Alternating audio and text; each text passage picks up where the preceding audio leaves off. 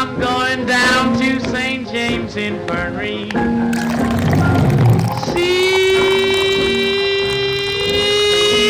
my baby there, she's stretched out on a long white table. She's so sweet, so cold, so fair. Let her go, oh bless her. Wherever she may be, she will search this wide world over, but she'll never find another sweet man like me. Now when I die, bear me in my straight leg breeches, put on a box back coat and a Stetson hat. Hello everybody, and welcome back to another episode of Retro Alliance Gaming Halloween month. How are you all doing today? So today I want to talk about one of my favorite survival horror games that has ever come out, and that is the game Fatal Frame. But we are not going to be doing a review of this game. Instead, what I want to do is I want to talk about the true story behind the game in a video that I like to call the Himuro Mansion Haunting. On December 13, 2001, a game known as Fatal Frame was released across the world as a brand new survival horror game.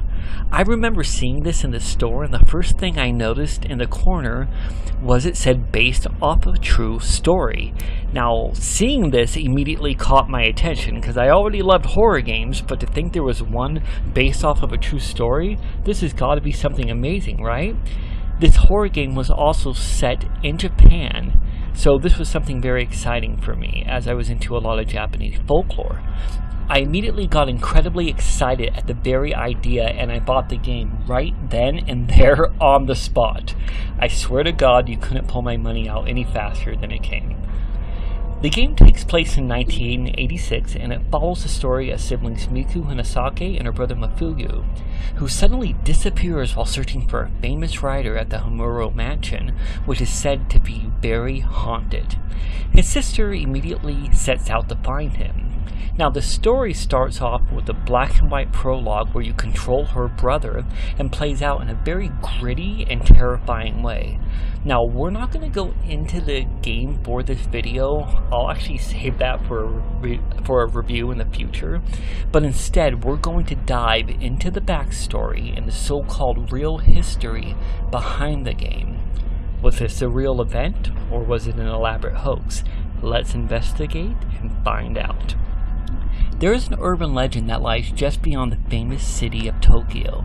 This area is known for many tragedies and urban tales, none other than the Himuro Mansion.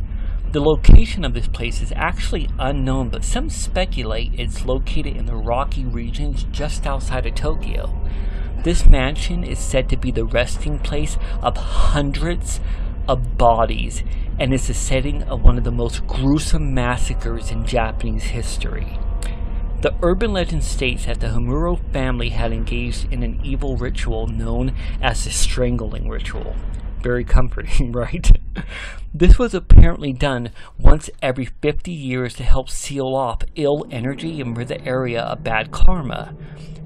Now, supposedly, every December, a foul presence of energy would emerge, cursing all the people who lived on these grounds. And in order to prevent this from occurring, a maiden was chosen by the head of household and isolated away from all of her friends and family. They randomly chose this person at birth, sealing their fate from the start. The reason they did this was to cut off all ties to the outside world and to not cause any issues that may prevent the ritual from being successful. If you thought that was disturbing, this gets way fucking worse. The day of the ritual, the girl chosen was bound by ropes, and she was tied from her neck to her wrists and her legs and attached to a group of horses. The horses would then get riled up and begin to run and jump, ripping the limbs from her body and decapitating her. Yes, this was some dark, fucked up shit. Following the death of the girl, they would remove the ropes soaked in her blood and place him over a portal, the supposed gateway where the foul energy would emerge. These people believed that by performing this sacrifice, it would close the portal, ensuring that these grounds would remain safe for another 50 years. I am really happy that this is not my family. This was a rinse and repeat ritual that went on for thousands of years. Now, approaching more recent history, it is said that during the last strangling ritual, the chosen maiden had fallen in love with the young man. Now, the young man, knowing that the love of his life was cursed, vowed to do everything he could to save his one true love. The love they bore for one another created a sort of psychic energy to the earth. The connection these two had was said to have tainted the young girl's bond, ruining the ritual's progression.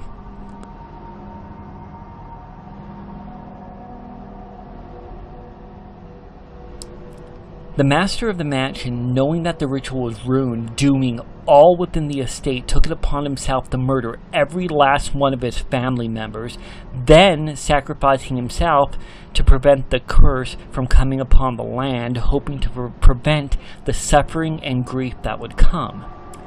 The urban legend says that after this, the family's souls would walk the grounds, eternally attempting to repeat this rite. And this has gone on for nearly 50 years. It is said that from this point, anyone who visited the grounds would see terrifying apparitions wandering, blood splashing on the walls, the sounds of girls screaming, galloping horses, and this, my friends, became the basis of the game Fatal Frame. Since then, this legend has become actually very popular. What follows is the story of Mafuyu's sister deciding to come to the mansion in search of her brother, not having a single clue about anything that has taken place. Now this, to me, is a freaking fantastic basis for a game. After hearing all of that, who wouldn't want to go and buy this game? Regardless of how scary or how morbid it might be, it is in our human nature to be drawn to the darker aspects of the world. And that made this game a cult hit among gamers and has since spawned 5 sequels with various stories. So the question is, did this happen? Is this actually true? Well, some say it is. Now, for me, as gruesome as the story might be, I would like to think that there's some basis in reality in it, although I would never want something as horrible as that to be real, of course. Upon further investigation, I decided to delve into the urban legend, and what I actually uncovered is, well, not much to back it up. There is absolutely no proof that any of this has ever taken place, and in fact, no one has ever even been able to find the mansion outside of Tokyo.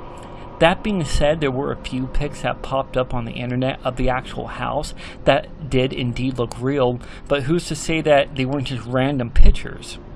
The legend says this happened between 50 and 100 years ago, and where my issue comes in, if this is indeed a true story, then how would this have gone completely unnoticed until the release of the game?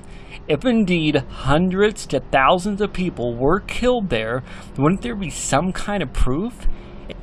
It is not impossible, but it is extremely unlikely that no news outlets nor the police would have found out about this at all. I mean, after all, recently we even learned the identity of Jack the Ripper, which took place in the 1800s. So there's just no way that outside of a major city no one would have found out about this half-century long ritual that supposedly took place. Now, some say this is real, and some say this is just a big elaborate hoax that the creator of the game put out in order to ramp up anticipation and sales of the game. The truth is, in this world, guys, anything is possible. And while I personally don't believe this story, I gotta admit, this is an absolutely genius marketing ploy in the same light as the Blair Witch Project. And there is no doubt in my mind that this captivated the audience and this amazing game and brought its sales up and got it to the cult status it now has. So while it may be false, maybe, every time I turn on this game, I can't help but shudder at the thought that any of this could be real. So what do you guys think? Have you played the game? Do you know the story? And if so, do you actually believe this to be true? Please comment down below and let us know what you think. And as always, my friends, until next time.